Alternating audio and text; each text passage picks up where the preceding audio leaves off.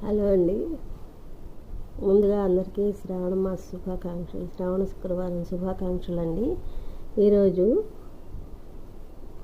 మా ఇంటి వంట బెండకాయ గోరుచిక్కుడుకాయ పులుసు, ఆ తర్వాత ముద్దపప్పు చేశానండి.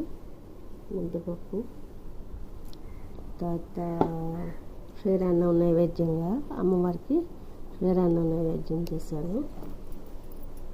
ఇవి వామాకు బజ్జీలు అండి. వామాకు ఇంట్లో ఫ్రెష్గా ఉంటే బజ్జీలు కూడా నైవేద్యానికి చేశాను. ఈరోజు శ్రావణ శుక్రవారం కదా, కొంచెం ఒక నైవేద్యం ఈ వామాకు బజ్జీలు చేసుకున్నాను అనమాట. కొంచెం ఉప్పు మిరపకాయలు వేయించాను. ఆ తర్వాత బంగాళదుంప ఫ్రై చేశాను. స్వీట్స్ అమ్మవారికి నైవేద్యం, స్వీట్స్ ఇవేమో బయట తీసుకొచ్చినవే.